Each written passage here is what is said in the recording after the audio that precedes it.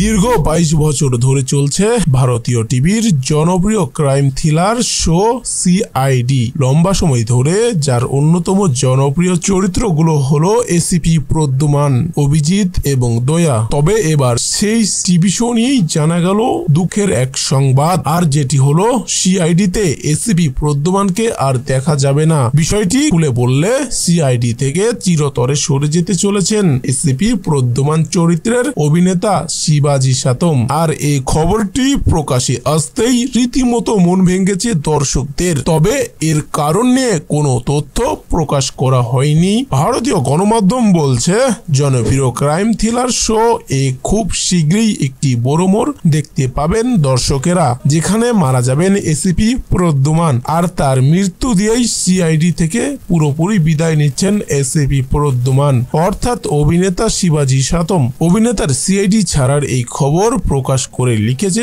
Sony entertainment. ভালোবাসার অনেক স্মৃতি রেখে গেলেন এসিপি প্রদ্যুমান, এমন ক্ষতি কখনোই ভোলার নয়। সঙ্গে হ্যাশট্যাগ দিয়ে লেখা রেস্ট ইন পিস এসিপি। পোস্টটি প্রকাশ হতেই মাথায় বাজ পড়ার উপক্রম তার ভক্তদের।